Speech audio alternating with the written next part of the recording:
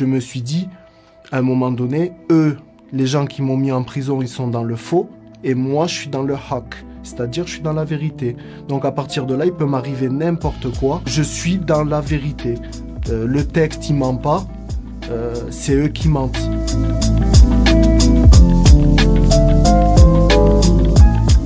Bonjour, je m'appelle David, j'ai 24 ans.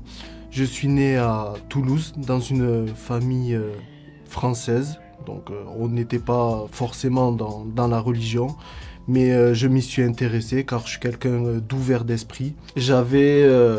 On peut dire que j'avais 15 ans. Je me suis radicalisé pour commencer essentiellement par les propos victimaires des musulmans et de la gauche en général. Quand ces derniers me disaient que les musulmans sont opprimés, que les musulmans ne peuvent pas pratiquer correctement leur religion en France. Et ce discours-là, je l'ai retrouvé également dans les vidéos de propagande. Quand je me suis renseigné un peu également sur Internet, que je suis tombé sur des sites islamistes comme Islam Web, je me suis rendu compte qu'ils prônaient une vision vraiment très radicale. Au début, on m'a raconté les histoires soi-disant scientifiques du Coran, les miracles scientifiques du Coran, etc. J'ai adhéré à ça. Et à partir du moment où on croit au Coran, que c'est un livre divin, intemporel, on se met à valider ce qu'il y a dedans. Et moi, étant donné que je suis pas quelqu'un d'hypocrite, j'ai voulu prendre l'intégralité du message, au lieu de prendre qu'une partie et délaisser une autre, comme font beaucoup d'imams modérés, etc. Et c'est ça ce qui est problématique, c'est que beaucoup de musulmans prennent le message dans son intégralité. Et du coup, on se retrouve à commettre des actes horribles. Par exemple, moi, je suis tombé sur la sourate 2, verset 216.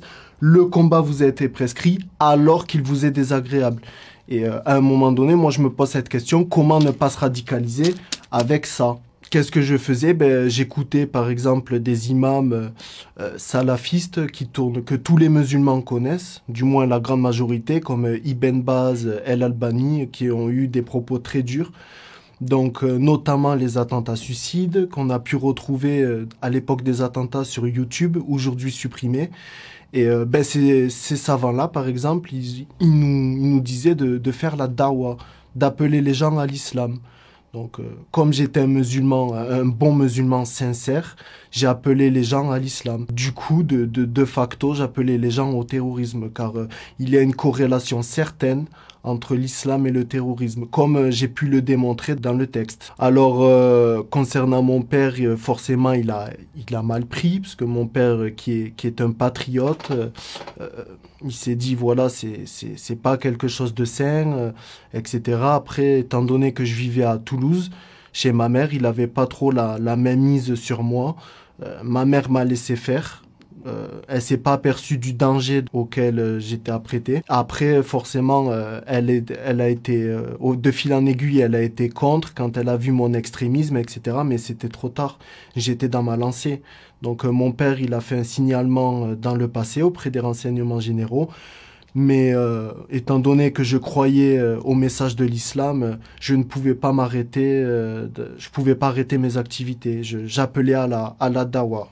Donc moi je suis resté 3 ans et demi en prison sur 4 ans ferme. J'ai purgé quasiment la totalité de ma peine car j'étais vu comme quelqu'un de très dangereux de par les activités que j'ai fait auparavant. Il s'est avéré que je me déradicalisais petit à petit, mais j'avais quand même ce côté spirituel que j'avais besoin et du coup j'avais un Coran dans ma cellule. Et je me replongeais dans les textes, notamment, voilà, je lisais régulièrement la sourate 9, At-Tawbah, dans le verset 5 où il est dit, par exemple, après que les mois sacrés expirent, tuez les associateurs où que vous les trouviez. Donc à partir de là, quand moi j'ai lu ce verset-là, je me suis dit, à un moment donné, eux, les gens qui m'ont mis en prison, ils sont dans le faux, et moi je suis dans le haq. C'est-à-dire, je suis dans la vérité. Donc, à partir de là, il peut m'arriver n'importe quoi. Je suis dans la vérité. Le texte, il ment pas. C'est eux qui mentent.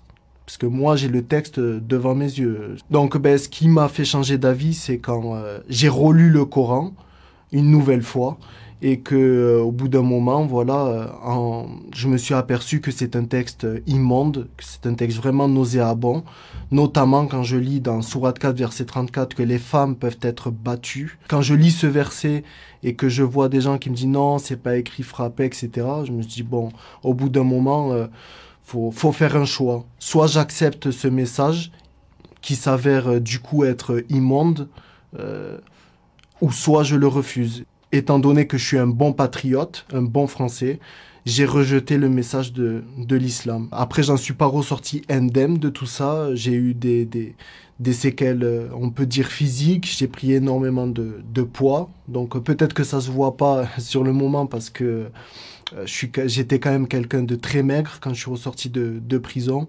La prison, quand même, ça m'a énormément affecté.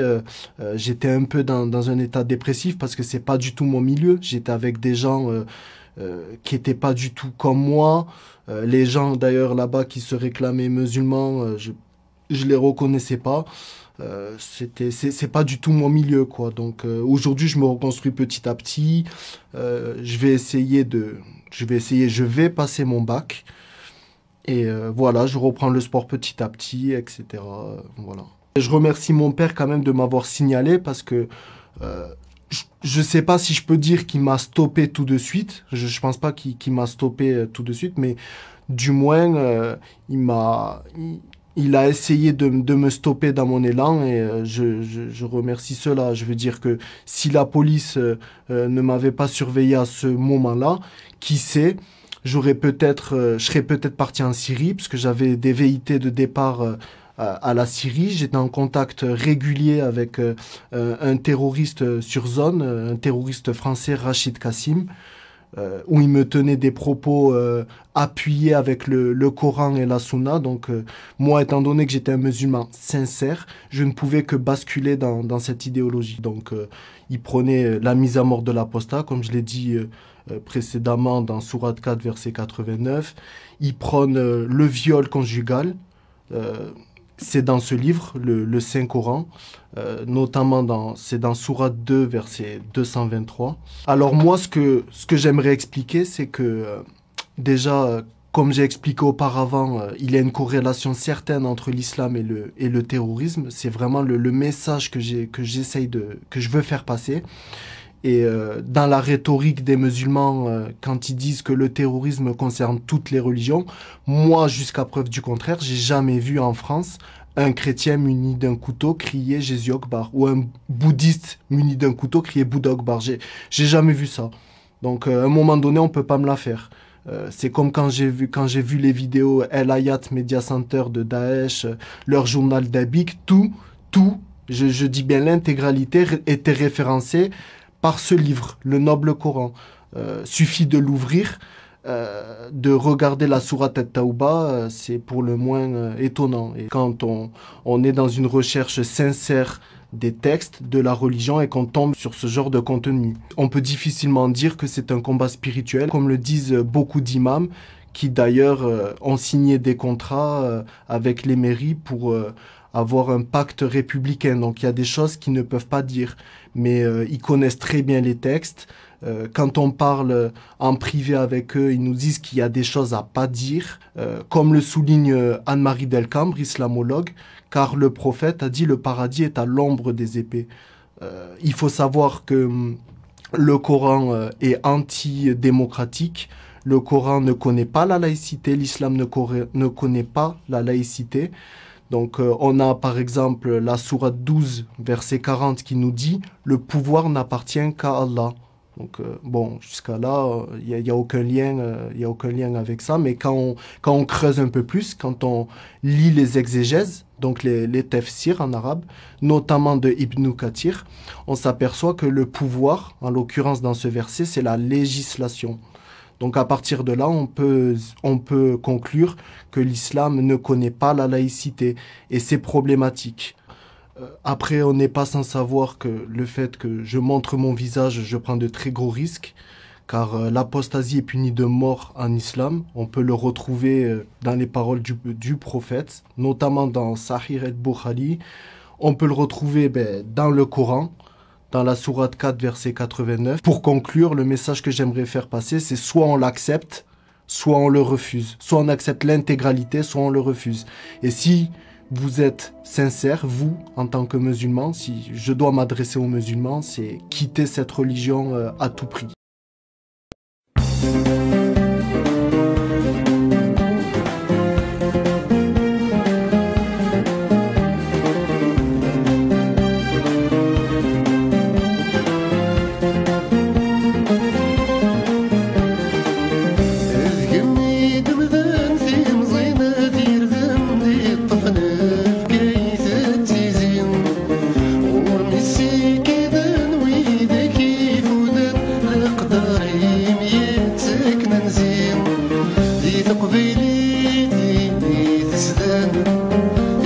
ملوضي وكنت سمثن أمكاني ثوث ليث النظام تولرتي غدير فتن كرنتي كلتي غسمثن يخصم نتمن